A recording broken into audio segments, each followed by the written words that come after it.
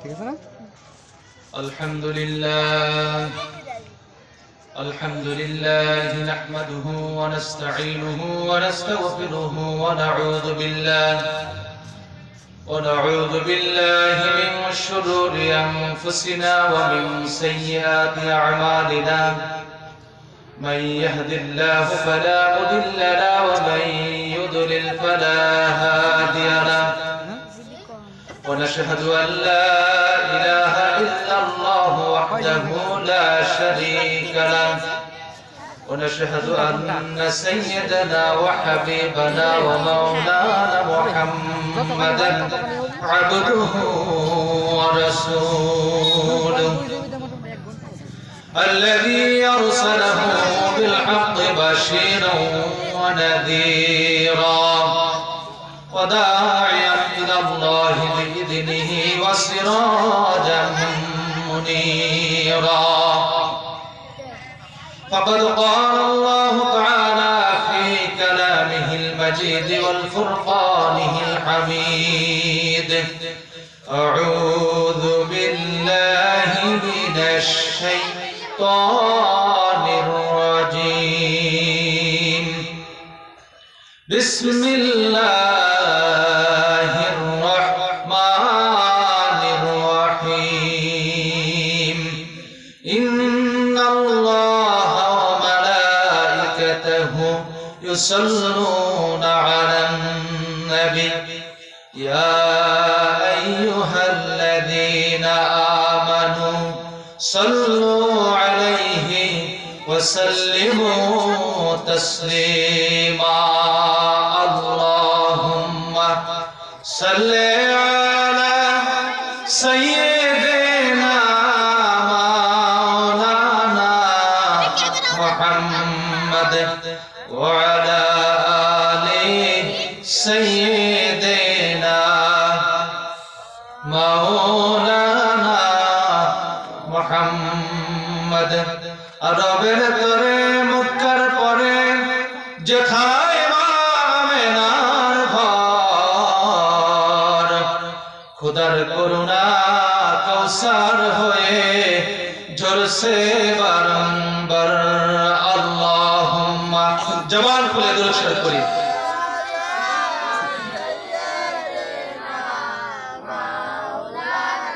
وعلى آل سيدنا مولانا محمد بلغ العلا بكماله كشف الدجى بجماله حسنت جميع خصاله صلوا عليه وآله لا إله إلا الله لا إله إلا الله لا إله إلا الله لا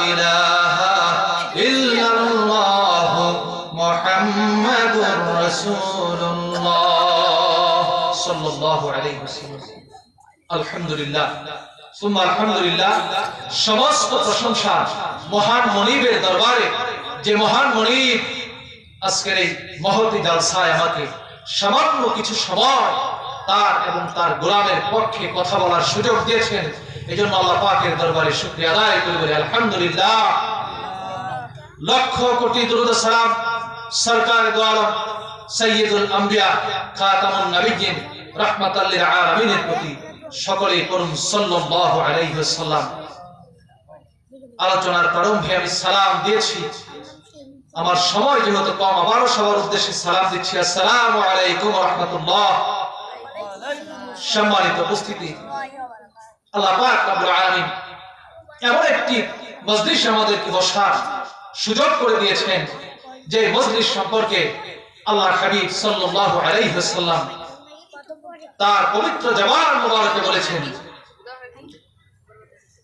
قال النبي صلى الله عليه وسلم لا يقعد قوم يذكرون الله إلا حفتهم الملائكة غشيتهم الرحمة ونزلت عليهم السكينة وذكرهم الله في من عنده জোরে বলুন সুবহানাল্লাহ। আল্লাহর হাবিব বলেন এটা এমন একটা দামি মসজিদ। কেমন মসজিদ তোমরা জানো কি? দুনিয়ার জমিনের মধ্যে কোন কওম কোন সম্প্রদায় যখন বসে যায় আল্লাহ পাকের জিকির করতে থাকে, আল্লাহ পাকের জিকির যখন করে ওই সময় আল্লাহ পাকের রহমতের ফেরেশতারা তাদের রহমতের পাখা দ্বারা ওই জায়গাটাকে বেষ্টন করে ফেলে। বলি সুবহানাল্লাহ। শুধু তাই নয়, গাশিয়াতুহুমুর রাহমাত, 2 নম্বর হলো আল্লাহ পাক রব্বুল আলামিনের পক্ষ থেকে ওই মসজিদটার উপরে আল্লাহ পাকের পক্ষ থেকে রহমত বর্ষিত হতে থাকে। বলি সুবহানাল্লাহ। কয়টা গেল? 2টা।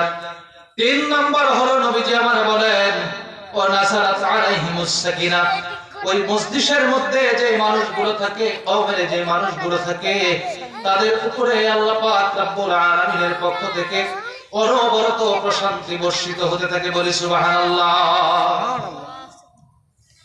যাকারহুমুল্লাহ ফী মান ইনদাহু, শুধু তাই নয়, দুনিয়ার জমিনের মধ্যে তোমরা যেমন মসজিদের মধ্যে বসে আল্লাহ পাকের জিকির করো, নবীজির দরুদ শরীফ পাঠ করো, এমন একটা মসজিদকে কেন্দ্র করে মহান মনিব আরশে আযমের মধ্যে তার নিকটে যারা রয়েছে ফেরেশতা মণ্ডলীদের সামনে তিনি তাদেরকে নিয়ে একটা মজলিস করেন। বলি সুবহানাল্লাহ। তাহলে এই মজলিসটা দামি মজলিস না কম দামি মজলিস? জোরে বলুন দামি মজলিস। সুবহানাল্লাহ। বন্ধুগণ আমার, কেমন রাসূল তার পবিত্র জবানে এই কথাটা বলেছেন যে রাসূল সম্পর্কে হাদিস শরীফের মধ্যে এসেছে। হযরত আনাস ইবনে মালিক রাদিয়াল্লাহু তাআলা আনহু, হযরত আনাস বর্ণনা করেন আবু তালহা রাদিয়াল্লাহু তাআলা আনহু মসজিদে নববী থেকে বাড়িতে আসলেন। বাড়িতে এসে উম্মে সুলাইমকে ডাক দিয়ে বললেন, হে উম্মে সুলাইম, মসজিদে নববীর মধ্যে আমি নবীজির কণ্ঠ শুনেছি, কণ্ঠস্বর শুনে আমার কাছে মনে হয়েছে রাসূলুল্লাহর পেটের মধ্যে ক্ষুধা রয়েছে, রাসূলুল্লাহ আমার ক্ষুধার্ত। উম্মে সুলাইম, ঘরের মধ্যে রাসূলুল্লাহকে খাওয়ানোর মতো কিছু আছে কিনা? উম্মে সুলাইম ডাক দিয়ে বলল, সামান্য কিছু খাবারের ব্যবস্থা আছে, দাও দাও দাও, তাড়াতাড়ি রেডি করে দাও, দ্রুত প্রস্তুত করে দাও, আমি রাসূলুল্লাহর কাছে মসজিদে নববীর মধ্যে খাবার পাঠিয়ে দেব। উম্মে সুলাইম সামান্য কয়েকটা রুটি তৈরি করলেন। সামান্য কয়েকটা রুটি তৈরি করে আনাস ইবনে মালিককে ডাক দিলেন, রে আনাস, এদিকে আয়। হযরত আনাস ইবনে মালিক উম্মে সুলাইমের কাছে গেলেন। উম্মে সুলাইম তার একটা ওড়নার মাথায় 2-3টা রুটি বেঁধে দিল, আর ওড়নার বাকি অংশটা হযরত আনাস ইবনে মালিকের গায়ের মধ্যে জড়িয়ে দিল। রে আনাস, যাও, মসজিদে নববীর মধ্যে রাসূলুল্লাহ রয়েছে, রাসূলুল্লাহর কাছে গিয়ে সামান্য খাবারটুকু হাদিয়া করে উপস্থিত করো। বন্ধুরা আমার, ভাইরা আমার, হযরত আনাস দৌড়ে দৌড়ে মসজিদে নববীতে চলে গেল। মসজিদে নববীতে যখন গেল, মসজিদে নববীতে যাওয়ার পরে রাসূলুল্লাহ থেকে কিছুটা দূরে হযরত আনাস দাঁড়িয়ে রয়েছে, অনেক সাহাবী রাসূলুল্লাহর সঙ্গে। আল্লাহর হাবিব ডাক দিয়ে বললেন, হে আনাস, আবু তালহা আমাকে দাওয়াত করে পাঠিয়েছে নাকি? বন্ধুগণ আমার প্রশ্ন হলো, রাসূলুল্লাহকে তো বলা হয় নাই যে আবু তালহা আপনার জন্য খাবার পাঠিয়েছে, আমার রাসূল কেমনে এই জিনিসটা জানলো? বলি সুবহানাল্লাহ। হযরত আনাস নিশ্চুপ দাঁড়িয়ে আছে, কি উত্তরে দিবে? খাবার দিয়ে পাঠিয়েছে। রাসূলুল্লাহ বলতেছে আবু তালহার বাড়িতে দাওয়াত খাবে। আনাস বলে, আমি কেমনে বলি না গো নবী না, আবু তালহা আপনার জন্য খাবার পাঠিয়েছে। আর সাহাবীরা চলো আবু তালহার বাড়িতে যাই, আবু তালহা আমাদেরকে খাওয়ার জন্য দাওয়াত দিয়েছে। এবার সমস্ত সাহাবী রাসূলুল্লাহর সঙ্গে আবু তালহার বাড়িতে দাওয়াত খাওয়ার জন্য রওনা দিয়েছে, বলি সুবহানাল্লাহ। হযরত আনাস খাবার বের করে নাই, দৌড়ে দৌড়ে আবু তালহা রাদিয়াল্লাহু তাআলা আনহুর কাছে চলে গেল। ও আবু তালহা, উম্মে সুরাইম আমাকে রুটি দিয়ে পাঠিয়েছে, কিন্তু রাসূলুল্লাহ সাহাবীদেরকে সঙ্গে নিয়ে আপনার বাড়িতে দাওয়াত খাওয়ার জন্য আসতেছে। আবু তালহা দুশ্চিন্তার মধ্যে পড়ে গেল। ঘরে খাবার দাবার তেমন কিছু নাই। উম্মে সুরাইমকে আবার ডাক দিল, রে উম্মে সুরাইম, রাহমাতাল লিল আলামিন আমার বাড়িতে দাওয়াত খাওয়ার জন্য আসতেছে, ঘরের মধ্যে খাবার দাবার কিছু আছে কিনা? উম্মে সুরাইম ডাক দিয়ে বলল, আবু তালহা, আল্লাহ এবং তার রাসূল ভালো জানেন আমার ঘরে খাবার আছে কিনা। জোরে বলুন সুবহানাল্লাহ। আল্লাহ এবং তার রাসূল ভালো জানেন, তারাই বলতে পারবেন আমার ঘরে কতটুকু খাবার আছে। ইতিমধ্যে আবু তালহা ঘরের বাইরে বের হয়ে গেল। ঘরের বাইরে বের হয়ে নবীজিকে রিসিভ করার জন্য দাঁড়িয়ে গেল। রাসূলুল্লাহ যখন আসলেন, সঙ্গে সাহাবীরা আসলেন, আল্লাহর রাসূল আবু তালহাকে ডাক দিলেন, আবু তালহা আমার সঙ্গে ঘরের মধ্যে চলো। আবু তালহা আল্লাহর নবীজির সঙ্গে ঘরের ভিতরে প্রবেশ করলেন। ঘরের ভিতরে প্রবেশ করার পর নবীজি আমার উম্মে সুরাইমকে ডাক দিলেন, রে উম্মে সুরাইম, তোমার কাছে কি খাবার আছে? ইয়া রাসূলুল্লাহ, ইয়া হাবিবাল্লাহ, সামান্য কয়েকটা রুটি আছে, যেই রুটিটা আমি আপনাকে মসজিদে নববীতে দেওয়ার জন্য আনাসের মাধ্যমে পাঠিয়েছিলাম, বলি সুবহানাল্লাহ। রাসূলুল্লাহ ডাক দিলেন, রে উম্মে সুরাইম, আরো তোমার কাছে রুটি কয়টা আছে নিয়ে আসো।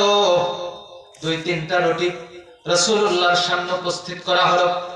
উম্মে সুরাইম রে, রুটিগুলো ছোট ছোট করে ছেড়ে ছেড়ে টুকরা টুকরা করে ফেলো। রাসূলুল্লাহর নির্দেশ, উম্মে সুরাইম এবার রুটিগুলো ছেড়ে টুকরা টুকরা করে ফেললো। উম্মে সুরাইম ঘিয়ের পাত্র থেকে ঘি নাই, ঘিয়ের পাত্রটা উল্টে দিল, মুখটা নিচে দিল, সামান্য কিছু ঘি বের হলো। এইবার আল্লাহর রাসূল ডাক দিলেন, ও আবু তালহা, বাইরে যে সমস্ত সাহাবীরা খাবারের অপেক্ষার জন্য রয়েছে 10 জন করে ভিতরে আসতে বলো। আমার প্রশ্ন হলো, কয়টা রুটি? 2টা বা 3টা রুটি? একজনের খাবারই তো হয় না 2টা 3টা, কি বলেন?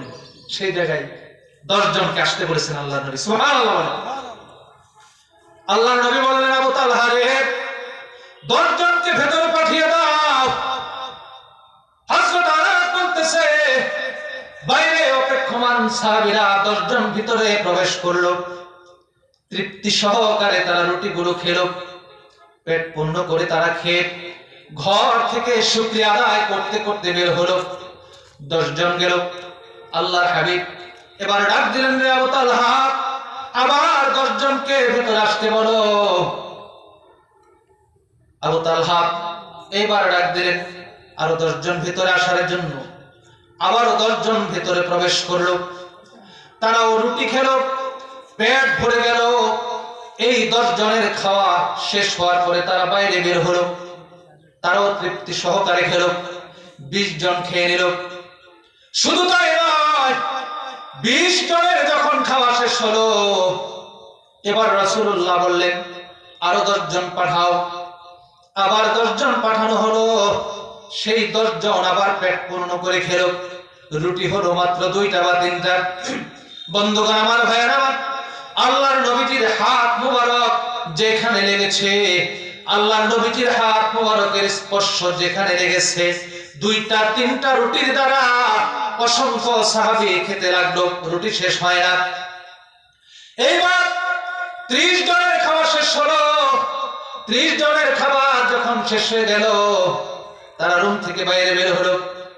নবীজি আমার ডাক দিলেন, আরো 10 জনকে পাঠাও।